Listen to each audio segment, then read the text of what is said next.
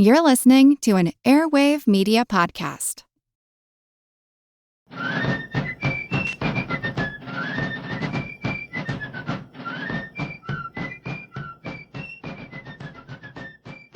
Hello, and thank you for joining the American Revolution. This week, episode 381, The Citizen Genêt Affair. Back in episode 363, we covered the beginning of the French Revolution, which began in 1789. Over the next few years, the United States and most of Europe watched with interest as France became more and more radical. The so-called Reign of Terror had not begun yet in France, although thousands had already died in street violence and executions. In 1792, even Lafayette had been declared an enemy of France. He tried to flee to America, but was taken prisoner by the Austrians. I can't go into all the details here, but in December of 1792, French officials put King Louis on trial for treason. They found him guilty, and on January 21st, 1793, led the former monarch to the guillotine and separated his head from his body. The French revolutionary government's execution of their sovereign was the final straw for Britain, which recalled its diplomats. French leaders had announced their intention to spread revolution all over Europe. France invaded Belgium, which at the time had been part of Austria. Both Austria and Prussia had already gone to war with France in early 1792. The British Navy blockaded French ports, and on February 1st, France declared war on both Britain and the Netherlands. A few weeks later, France also went to war with Spain. The French Republic was at war by this point with most of Europe. Meanwhile, the U.S. simply watched events unfold. The 1778 treaty that the U.S. signed with France obligated either party to help each other in time of war. But everyone knew at the time that really meant France was helping the U.S. President Washington maintained a neutral stance, but as the European war was building, there would be increased pressure for the U.S. to assist its ally. There was some debate in America as to whether the treaty even applied anymore. After all, the treaty had been made with King Louis, the guy who the current government had just killed. But the real debate among Americans was whether to support this revolution against monarchy, just as the U.S. had done, or whether to stay out of European wars altogether. The Democratic Republicans, mostly led by Jefferson, who had been ambassador to France when the revolution began, saw France's fight with Europe as an effort to spread liberty, opposed by the old world forces of monarchy. The Federalists, led by men such as Hamilton, saw the French Revolution as bringing anarchy and violence that the U.S. needed to avoid. Even before France went to war with most of Europe, there were Americans who were willing to get involved. George Rogers Clark was corresponding with French officials as early as the fall of 1792, discussing plans to cooperate in an effort to seize the Mississippi Valley from Spain. French officials saw this as a way to recover their Louisiana territory. Clark and his fellow frontiersmen saw it as an opportunity to open up the Mississippi River for their trade. France was eager to spread this war to America. French leaders also made plans to raise American volunteers to help them recover Quebec from the British and the Floridas from Spain. Even if none of these efforts succeeded, they would at least force France's enemies to send resources to America that could not be used in the European war against France. The American minister to France at this time was no fan of the revolution. Gouverneur Morris had gone to France in 1789 as a private citizen. He mostly spent his time trying to make commercial deals that would make him rich by helping wealthy Europeans buy land in America. In 1790, President Washington asked him, as long as he was over there, could he go over to Britain and try to push the government on its compliance with the peace treaty that had ended the revolution. Specifically, Americans wanted to be paid for the slaves and other property that the British Army took with them at the end of the war. They also wanted Britain to abandon its outposts in the Northwest Territory, outposts that were still being used to stir up Indians against Western settlements on the American frontier. Morris found British officials completely uninterested in doing anything and eventually returned to France. He bounced back and forth between Britain and France until 1792, when Washington asked him to serve as the ambassador to France. At the time, the revolution had been going on already for several years. The king was essentially a prisoner, but still the titular leader of the country. The Girondins were running the government. They believed in a republic. They were more radical than folks like Lafayette, who supported a constitutional monarchy, but they were also relatively moderate compared to some of the other factions in the convention. After the king's execution near the end of 1792, the Girondins were replaced by the more radical Jacobins. This was when most of Europe went to war with France. Despite all that, Maurice presented his credentials to the new Jacobin government, indicating that the United States would recognize the French Republic. This was not Maurice's idea. Washington, urged by Jefferson and overruling Hamilton's objections, had sent orders that Maurice must present his credentials to the new French government. Maurice complied, but personally he was increasingly horrified by the radicalism of the French Revolution. Many American supporters of the Revolution called him a monarchist. Jefferson, who still supported the Revolution, grew increasingly frustrated with Maurice's reports, which evinced an increasing hostility toward the Revolution. Despite this division, Maurice remained as the ambassador. The U.S. did not seem interested in replacing him with anyone else. Maurice had gotten the job originally because America had not had an ambassador to France since Thomas Jefferson had left back in 1789. That's when he returned to America and received his appointment as Secretary of State. The French ambassador to the U.S. had also been recalled in 1789 since he was a holdover from King Louis's ministry. France finally got around to sending a new ambassador to the U.S. in 1791. Jean-Baptiste, the Chevalier de Ternant, was considered a moderate choice. He had actually served as a volunteer officer in the Continental Army during the Revolution and was already well acquainted with many of the American leaders. But he was also an appointment of a much more moderate French government, so in 1793, France recalled Ternant. America was still unsure how to react to all this. Jefferson still believed it was critical to the world that the French Revolution succeed, but even he realized that the United States did not have the resources to enter a European war with its old ally. On April 19, 1793, cabinet members discussed the issue. Hamilton insisted that the United States remain neutral and that the Americans not take any action that would interfere with the war between France and Britain. Jefferson agreed with the formally neutral stance, but still thought there were things they could do to benefit France, just as a neutral France had kind of given a wink and a nod to supporting the Americans even before France went to war with Britain during the American Revolution. Both Jefferson and Hamilton represented their parties and regions in these matters. New England and New York had a profitable trade going on with Britain. Siding with France would cost them dearly as trade would end. The British Navy would capture their merchant vessels. As a result, most Northern representatives, which tended to band together under Hamilton's Federalists, wanted to keep out of this war entirely and keep trading with Britain. Southern states tended to support the idea of a free French Republic and were willing to provide support to their old ally. These Democratic Republicans would not be harmed as much by the loss of British trade and were more amenable to the alliance with France. In April, Washington agreed with Hamilton that the U.S. needed to issue a proclamation of neutrality. Jefferson objected for several reasons, not the least of which was that he thought Congress should make this decision, but Congress was not in session, and the country needed an announced policy now. Around the same time that Washington issued his proclamation of neutrality in April 1793, a new ambassador from France landed in America. Edmund Charles Genêt arrived in Charleston, South Carolina. Genêt was only 30 years old. Although he had received his appointment under the Girondin government, he was a radical Republican. His father had actually worked as an interpreter in the Ministry of Foreign Affairs under King Louis. While that was the official position, the elder Genêt spent a great deal of time collecting intelligence for agents of the king, including his foreign minister, Vergennes. This made him quite a valuable official with access to some of the highest officials in government. As a young man, Genêt, who was a commoner, was able to mix with nobility and had visited the royal court at Versailles. In fact, his sister had become a lady-in-waiting to Queen Marie Antoinette. When his father died in 1781, the 18-year-old Edmund took over the position in the ministry.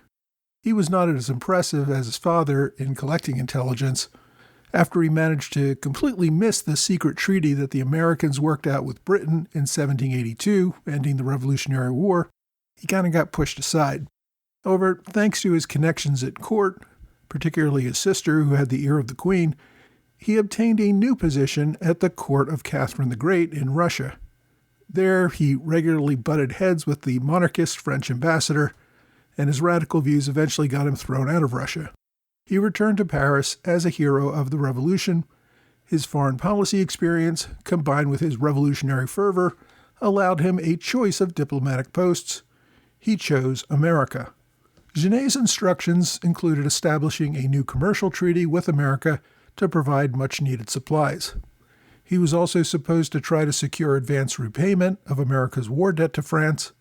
Also, France wanted the U.S. to comply with that 1778 Treaty of Amity and Commerce, which gave France the right to fit out privateers in American ports and bring captured prizes into port for condemnation and sale.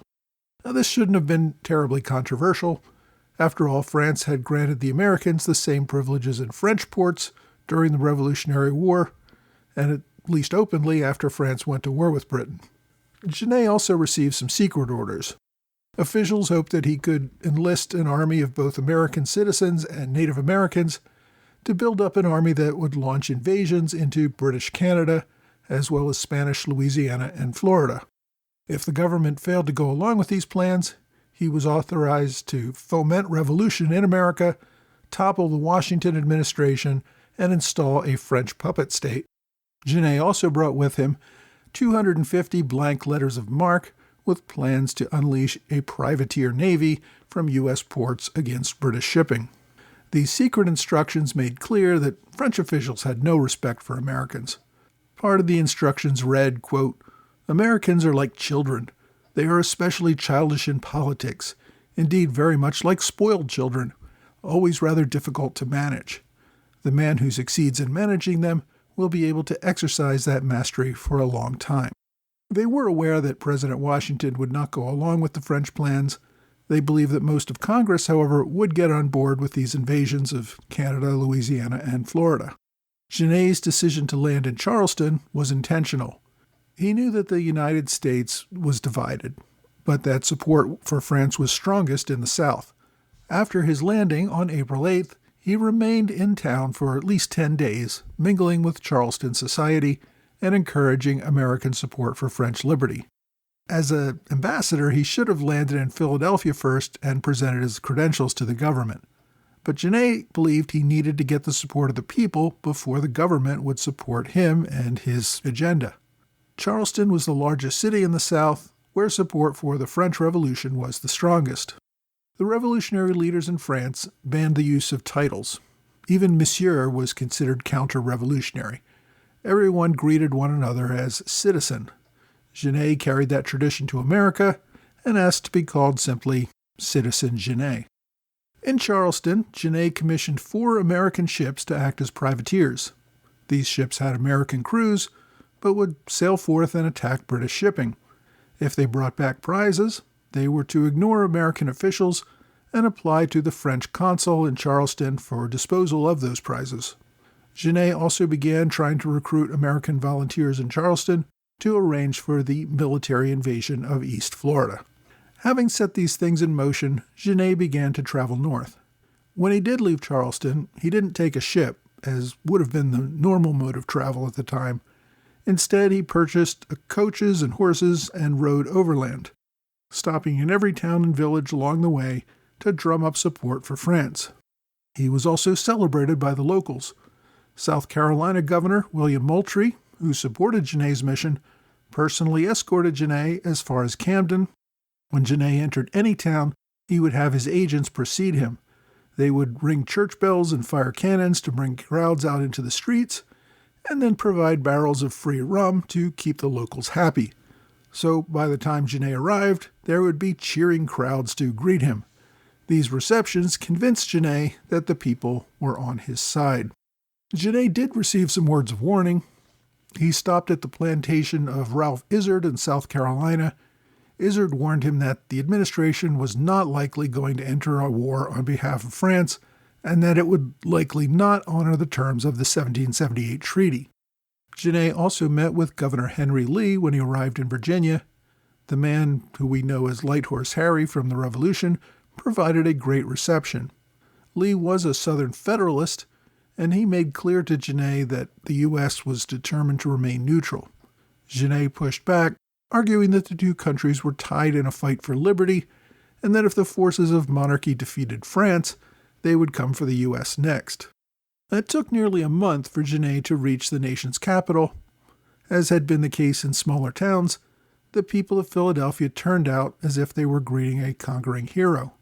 In order to emphasize his Republican credentials, Genêt had exited his coach before arriving in Philadelphia and caught a public coach into town. By doing so, he ended up bypassing a reception committee that consisted of about 500 carriages. When the locals discovered his arrival, he was once again celebrated with the ringing of church bells and the firing of cannons. Some estimates say that as many as 10,000 people turned out in the streets to cheer the new representative of France. The people of Philadelphia serenaded him at his hotel by singing La Marseillaise and other songs related to the French Revolution. A welcome committee threw him a lavish dinner, which included Pennsylvania Governor Mifflin and 100 other prominent citizens from the city. Notably, though, neither President Washington nor any of his cabinet attended that banquet. Genêt enjoyed the celebration in town for about 2 days before arranging a meeting with the president. The public celebrations had been enthusiastic. His meeting with the president was not. The meeting took place in the executive mansion. Members of the cabinet were also present. Jefferson escorted Genêt to the office. Hamilton and Knox were already there. Historians have described the meeting as having an air of hostility and unmistakable iciness. Washington received Genêt's credentials, officially recognizing the French Republic as the sovereign government of France. Genêt could not help but notice there were 2 large portraits of King Louis XVI and Queen Marie Antoinette that hung in the president's house. He took offense at the honored display of these enemies of the French Revolution. Washington offered no apology for honoring the king who made the American Revolution a success. Washington assured Genêt that the 1778 treaty remained in force and would be honored, but that the U.S. would not involve itself in offensive wars that France had started. Genêt requested that the U.S. provide in payment of outstanding debt of nearly $2.5 million that the U.S. still owed to France. He also requested the loan of cannons from the Department of War. Hamilton and Knox knew that he planned to use these resources for organized armies in America to invade Canada, Louisiana, and Florida. They absolutely refused to cooperate. Genêt saw this not as neutrality, but as the United States effectively working to further the British war against France.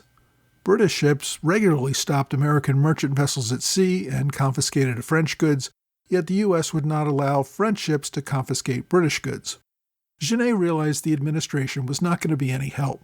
He opted to bypass the government and simply continue his efforts to bring his own war against Britain and Spain in America. He continued to outfit privateers, including one ship in Philadelphia, in direct defiance of the president. Ultimately, he would commission 12 privateers that would go on to capture 80 British ships. French consuls in U.S. ports condemned and sold these prizes, raising money for Genêt. The ambassador used that money, and also drawing on credit against the U.S. debt to France, to begin raising his armies.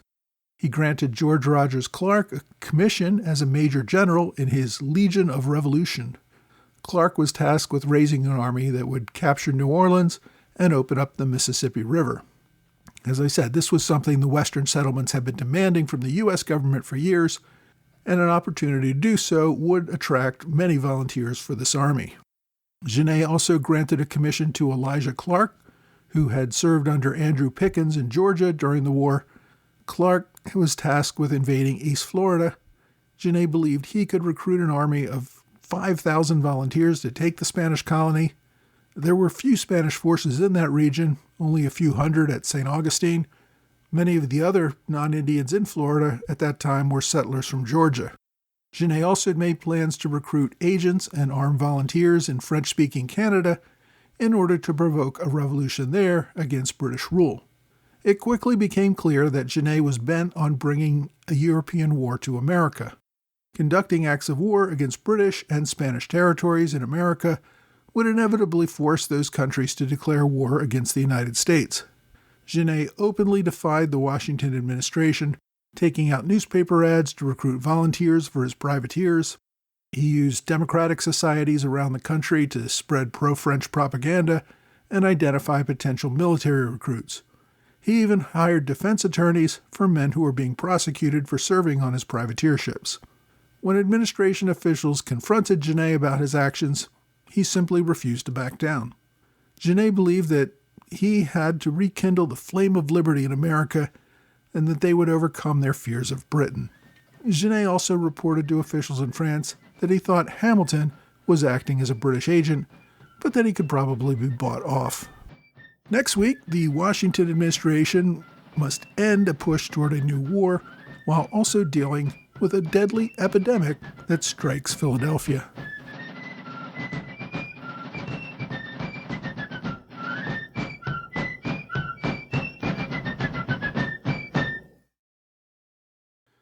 Hey, thanks for joining the American Revolution Podcast After Show, part of the Airwave Media Network. Thanks to my Patreon supporters in the Alexander Hamilton Club, George Davis, Michael Mulhern, and Gordon Kemp. Thanks to Robert Morris Circle supporters, Anthony McGinnis and Curtis Johnson. Also welcome to Mark Ayers and Ryan Turner, who joined at the standard bearer level on Patreon this week. As with everyone who supports this podcast on Patreon at the $10 level or higher, they will receive these special limited edition magnets that I'm sending out as a thank you each month in 2026. And the good news is that the magnets finally arrived this week. I am in the process of stuffing the January and February magnets into envelopes over this weekend and hope to have them in the mail by Monday. The March and April magnets will go out together next month. I also want to thank Graham McLaughlin for a one-time gift via PayPal, always much appreciated. I know I say this all the time, but your generous support, either through subscriptions or one-time gifts, is what allows this podcast to continue. This week, we covered France's efforts to drag us into its war with the rest of Europe. Now, it may seem odd to modern ears to hear how easy it was for a foreign agent to whip up support for a war in America, but there were many Americans who wanted to launch these attacks to begin with. As I've said in previous episodes, settlers on the frontier viewed opening the Mississippi River to American shipping as a life or death issue for them. They simply could not get their goods to market any other way, and Spain's refusal to allow that had created considerable hostility in those communities. I mentioned that Genêt commissioned George Rogers Clark to command that mission. Clark, of course, had been vital to the war in the West, keeping those western lands under American control, and many historians credit him with the U.S. receiving all of that territory in the British treaty that ended the war. After the war, Clark mostly worked on helping to get veterans settled on western lands. He had a great many money problems, mostly because he had bought on credit to fund his military campaigns during the war, and Virginia refused to reimburse him. They did give him a huge plot of land, but it was deep in Indian territory. He received about 150,000 acres in what is today southern Indiana. When Clark got the commission from Genêt, he began building an army in earnest to invade Spanish towns along the Mississippi River with the ultimate goal of capturing New Orleans. He found great support among Western leaders, including Kentucky Governor Isaac Shelby. For reasons that we're going to get into next week, the whole thing collapsed in early 1794, and the mission never launched. But Clark had already spent thousands of dollars in preparation to supply the mission. He ended up deeding most of the lands that he owned to friends and family so that creditors could not seize it from him. He lived out his life on a small plot of western land in Clarksville on the Ohio River. Clark did, however, correspond with the likes of John Pope and James Audubon about the natural history in the area. He also hosted his brother William Clark and his partner Meriwether Lewis when they made their western trek during the Jefferson administration. He spent most of his later years getting drunk and barely surviving. Congress granted him a small pension in 1812, which helped him survive until his death in 1816. Finally, after his death, Virginia began paying off the debts that he incurred during the Revolutionary War. His estate continued to receive payments on that debt until 1913. Citizen Genêt's aggressive attitude toward the American government also may seem shocking to our modern ears, but to a man who had lived through the French Revolution, this was actually pretty normal. The previous few years in France had often involved one mob after another using violence to force policies on the country and whoever was claiming power in government. Numerous politicians were jailed or executed by others who wanted more power. Imposing one's will through violence and leading mobs was standard practice in France at this time, so trying to govern the same way in America probably seemed quite normal to Genêt. My book recommendation this week is called The Genêt Mission by Harry Ammon. It's relatively short, under 200 pages, not counting notes and index, but it does a pretty good job of covering Genêt and his efforts in America. The book is an older one, published in 1973. The author was a professor at Southern Illinois University, and he passed away in 2016. I list a number of other really good books and articles on this topic on my blog, but I think this book is a good comprehensive summary of events. If you want to try it, the name again is The Genêt Mission by Harry Ammon. My online recommendation is an even longer and more thorough book on the topic, but it was written in 1928, so it's in the public domain and is available online. It's called Jefferson, Friend of France, 1793, The Career of Edmund Charles Genêt, 1763 to 1834, by Meade Menigerode. It's about 400 pages, not counting notes, index, and appendix, and the appendix includes a really interesting letter written by Genêt to Jefferson in 1797, reflecting on the events that we discussed today. Despite this book's age, I think it really is a great read. It's available as a free download, as an ebook on archive.org. As always, I've included direct links on my blog and in the show notes. My question this week asks, why didn't the British commit more soldiers to the 13 colonies in the 1770s? Well, to put it bluntly, soldiers are expensive. It's easy to forget how much poorer the world was prior to the Industrial Revolution. Governments did not have a lot of economic power that they could put into a military while still maintaining the nation's economy. More than 90% of the population had to work at farming, or people were going to starve. Committing large portions of the population to soldiers simply wasn't possible. As a result, Britain's army worldwide was only about 50,000 soldiers. These had to defend colonies all over the world, as well as Britain itself. And Ireland at this time was especially troublesome and needed a large force of soldiers at any time. Britain largely relied on local militia to keep order in the colonies. Now, in times of war, they would send regiments of regulars, but even then they relied on local militia to supplement and support those regulars. The regulars would provide the expertise and guidance, but the militia swelled the numbers of troops. Colonies were supposed to profit the mother country. Stationing large numbers of soldiers there would cause the country to operate at a loss. Moreover, before the war began, colonists were offended by having to support regular soldiers in times of peace. When Britain just sent a couple of regiments to Boston after several riots took place in the late 1760s, Bostonians resisted, leading to fighting between locals and regulars, culminating in the Boston Massacre of 1770. Britain needed the consent of the colonists to maintain control.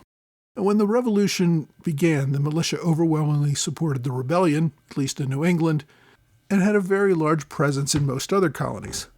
Even so, most colonial governors were telling the administration that the rebellion really was the result of a few bad apples, leading the people astray. Britain committed more than 5,000 soldiers to Boston before the war, which, remember, that's 10% of its total military worldwide, thinking that this show of force would cause the population to submit. Those troublesome rebel leaders would be arrested and everything would return to normal. When that did not work and all the militia rose up against the regulars, officials were shocked. They had to reevaluate.